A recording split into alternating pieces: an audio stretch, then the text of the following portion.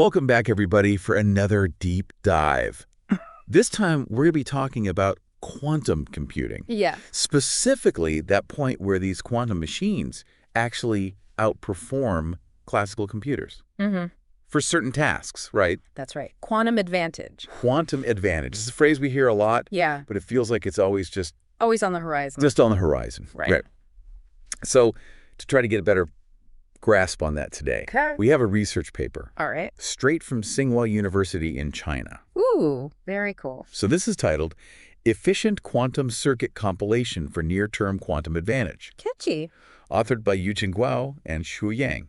And this was published just last week, January 13th, 2025. Okay, so it's very, very new. Brand new, fresh off the press. Hot off the press. So I think we're all familiar with quantum computers being incredibly powerful, Absolutely. but they're also incredibly sensitive. Yes. Yeah, they are very, very sensitive to noise. To noise, right. Yeah. And so the longer and more complex the calculation, That's right. the more opportunity there is for these errors to just creep in Exactly, yeah, and really kind of mess things up. and just completely. Yeah, they can just totally throw off the results. Yeah. Throw the results out. It's almost like It's like trying to do trying to do complex math Yeah. on a calculator. on a calculator that's Yeah. like, That's like randomly changing the numbers Yeah. mid-calculation. yeah, it's like It's not ideal. you just can't trust Nope. the results. No. So this paper seems to offer a workaround. All right. It seems to offer a way to compress these really complex circuits, Okay. make them shorter, a little bit more manageable, Right. less prone to errors. That makes sense. So the paper really focuses on the challenge of creating and maintaining these highly entangled states, Okay. which we know are kind of essential Yeah. for achieving For quantum advantage. quantum advantage. Right. But so entanglement. You want to just Well, so entanglement, it's kind of a tricky thing to explain, but imagine like you've got these particles Okay. and they're linked together Okay. in such a way that they basically influence each other instantly, Okay. even if they're like really far apart. So it's kind of like Yeah, it's kind of like if you change one, the other one changes. Yeah, exactly. Immediately. Like no matter how much distance there is between them. Okay, so it's kind of like the secret sauce. Yeah, you could think of it like that. It's definitely a key ingredient. It's the key ingredient. It's what gives quantum computers their power. But it's also What what makes it so fragile. Yes, exactly. It's like this double-edged sword. It's like a catch-22, right? Yeah. We need it for the power, but You need it for the power, but it also makes it super vulnerable. makes the system super vulnerable. Yeah, to that noise we were talking about. And that's where this research comes in. Okay. So we have all these really promising algorithms. Right. You know, Shor's algorithm for factoring large numbers. Yes. Or the variational quantum eigensolver. Right. But they require... They require a level of fault tolerance or error tolerance that we just haven't quite achieved yet. with our current With the current hardware, hardware. it's just not quite there yet. So even though we have these things that sound like they're going to change the world, Right. They could revolutionize so many fields. Cryptography, medicine, materials science. the hardware just can't quite Hardware's not quite ready for prime time. handle it yet. It's like having the blueprints for a supersonic jet, Okay. but not the materials strong enough to actually build it. Okay. Yeah. So how do they propose to bridge that gap? What's their approach? So Guanyang's method, what they do is they take these really complex quantum circuits Okay. and they break them down Okay. into smaller chunks. All right. It's kind of like Like a jigsaw puzzle. Yeah. Like tackling a giant jigsaw puzzle. break it down Or into starting with smaller sections. smaller, more manageable sections. Exactly. And then they take each of these little chunks Yeah. and they replace it with something they call a brick wall circuit, Okay. which is way simpler to implement Oh, okay. on the hardware we actually have. So it's like they're Except finding, it's all about finding those clever workarounds, you know? finding those workarounds, simplifying things, Simplifying the architecture without losing the accuracy. sacrificing accuracy, right? Exactly. But how do they ensure that these simplified circuits? Right. That's the tricky part, isn't it? Yeah, that seems like a really delicate It is. balancing act. It is. That's where the optimization comes in. Okay. They're basically using some pretty sophisticated algorithms Well, yeah. to kind of fine-tune those brick wall circuits Okay. to make sure they still approximate the original calculation, Okay. even though they're simpler. Very precise. Very precise, yeah. So did they run simulations to see if this works in practice? They did. They tested it out on a few different problems. Okay. One was simulating the time evolution Meh. of the critical Ising model. Okay, I have to admit that sounds a little Yeah, it's a bit of a mouthful, isn't it? intimidating. So basically, the Ising model is a way to represent like interacting spins, Okay. like tiny little magnets. Okay. And it's really helpful for understanding stuff like magnetism Okay. and phase transitions in materials. Okay. It's a complex problem, but it doesn't generate entanglement like super rapidly, Right. which makes it a good candidate for testing out this compression technique. Okay, so it's complex, but Complex, but not too wild. not too wild. So it's a good A good starting point. starting point. Yeah. What other problems did they test it on? So they also looked at the quantum Fourier transformation, Okay. or QFT, which is it's like a fundamental building block for a lot of quantum algorithms. Okay, yeah. And then they also used something called random quantum circuits, Okay. which are basically like a benchmark Okay. for seeing how well a quantum computer can handle complexity. Okay. They're designed to generate a ton of entanglement really quickly, Okay. so they're inherently like harder to compress. So they threw a That's variety a lot at it. of problems at it Yeah. to see if it could hold up. Yeah, to see how robust this method really is. And did it. Well, the results were pretty promising Okay. for the Ising model. Okay. And the QFT simulations, they saw some really impressive compression. Oh, wow. Yeah. The simplified circuits did a really good job of like approximating the original calculations. Wow. So for certain types of problems, this could be It could be a game changer, yeah. a game changer. Potentially. What about the hair random, the really complex ones? Yeah, so as you might expect, those were a bit tougher because Okay. they're designed to get entangled really fast. Yeah. So their inherent complexity makes it harder to simplify them Yeah. without losing accuracy? Right.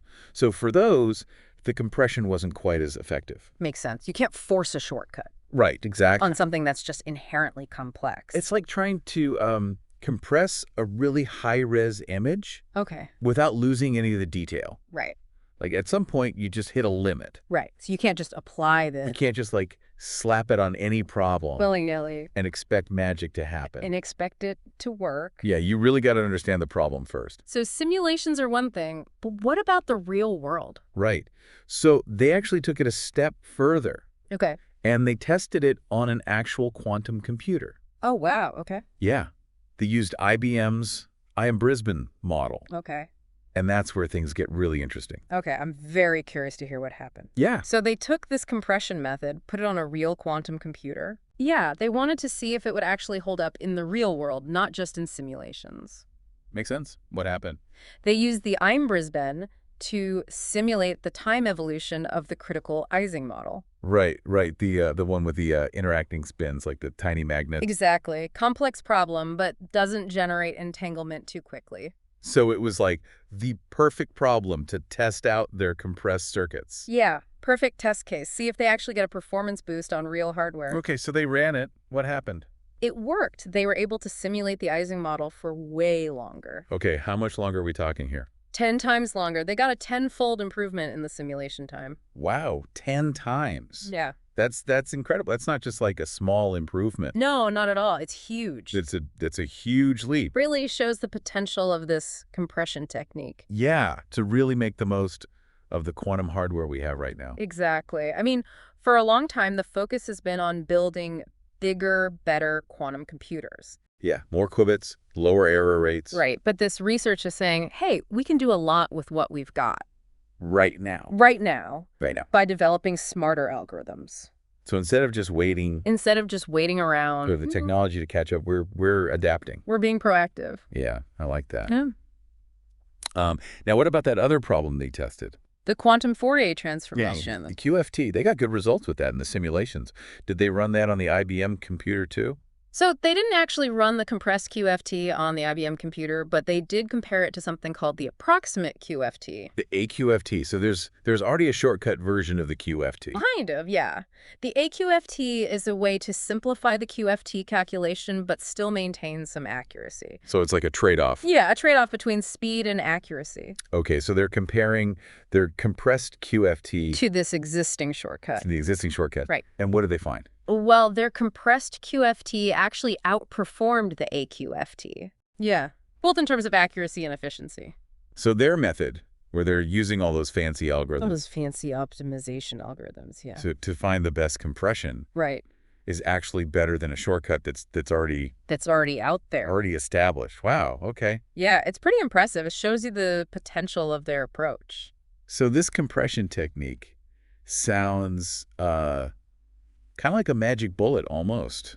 Almost? Are there any downsides? Any problems where it just doesn't work well? Right, that's a good question. It's not a universal solution. Remember those hair-random quantum circuits? Yeah, the one specifically designed to be really complex. Exactly. Designed to generate entanglement really fast. Those didn't compress well. Right. It's like trying to compress a high-res image and not losing any detail. Exactly. Some things are just inherently complex. And you can't cheat. You can't just cheat your way around it. You can't just force a shortcut. Exactly. And that's exactly what the researchers found. Their method didn't really help much with these hair-random circuits. So it's not a one-size-fits-all. No, not at all. You really have to know what kind of problem you're dealing with before you try to, apply this compression. Exactly. Choose the right tool for the job. That makes sense.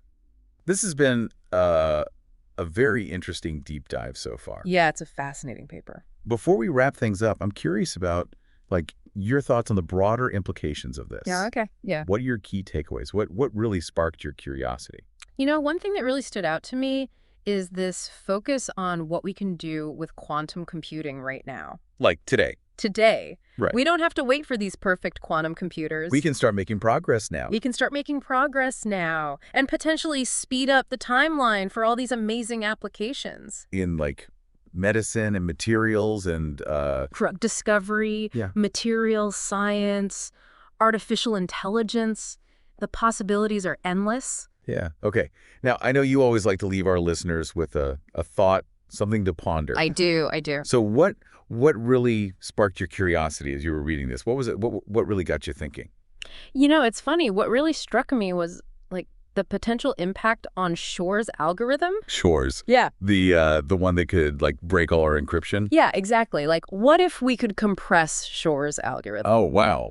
Okay. Could we run it on these near-term quantum computers? That brings up a whole lot of other questions. It does. What are the implications for, cybersecurity? Yeah, it's a huge can of worms. Yeah, we're talking about revolutionizing cybersecurity, but also also introducing all these new vulnerabilities. Yeah. It's a double-edged sword, for sure. Yeah.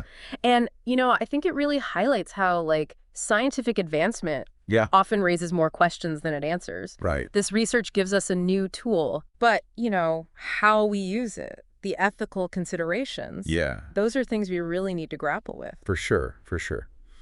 This paper has given us a lot to think about. It really has. I'll be honest. Some of the technical details went a bit over my head. Yeah, it can get pretty dense. But I feel like I have a much better grasp. That's the important part. On this field now. Glad to hear it. Quantum computing is a complex subject. Oh, yeah. But for anyone who really wants to dive into those technical details, the paper itself is definitely worth a read. Yeah, and we'll make sure to include a link to that. Yes. In the show notes. In the show notes. For all of our listeners who are... For the brave souls. Brave souls. But even without getting lost in the math, right? I think there's some really important takeaways here. Absolutely. For me, this research just shows we can make real progress towards quantum advantage even before we have those perfect fault-tolerant quantum computers. Even with what we have now. We don't have to wait. It's like saying we don't have to wait for the wheel to be invented. Yeah. To start moving stuff around. That's a great analogy. We can use logs and ingenuity. Right. And achieve amazing things. So we can achieve remarkable things. We can. With what we have right now. Yeah. Guo and Yang, they found a way to, optimize those quantum circuits. Okay. Make them more resistant to noise and errors. Even on imperfect hardware. Even with the hardware we have today. So they're not waiting for, the flawless quantum computer. They're finding workarounds. They're finding those clever workarounds. They're making the most of what we've got. Wow. It's pretty cool. It's really cool. Human ingenuity at its best. Yeah. Speaking of the researchers, yeah. Guo and Yang, who are they? So from the paper, we know that they're researchers at Tsinghua University in China, which, they have been making some big contributions to the field of quantum computing. So they're part of an institution that's really... Oh, yeah. They're at the forefront. At the forefront of this. Pushing the boundaries. Pushing the boundaries. Okay. So Tsinghua University, got to keep an eye on them. Definitely a place to watch. A lot of cool stuff coming out of there. Absolutely. Well, I think we've covered a lot of ground in this deep dive. We have. We've explored the challenges, The potential solutions. ethical considerations, The excitement. the excitement. It's been a wild ride. It has. As always, Yeah. huge thanks to you Oh, thank you. for sharing your expertise, It's my pleasure. your insights. Yeah. Really help break down some very complex That's what we do here. concepts. Make it accessible. Made it accessible for all of us. Absolutely. And to our listeners, thank you for joining us. Yes. Thank you for listening. I hope you found this We appreciate you. enlightening. Yes, we do. And remember, we'll have that link to the research paper in the show notes. Yes, definitely. For all of you who want to dive in Explore further. a little deeper. Yeah. But yeah, if this deep dive has sparked your curiosity, Mm-hmm. don't let the exploration end here. Keep learning. Keep exploring. Yeah, there's a whole universe of knowledge. There it is. A whole universe Waiting to be discovered. waiting to be discovered. That's a great note to end on. I think so. Until next time, keep those minds curious Keep those questions coming. and those questions coming. Right.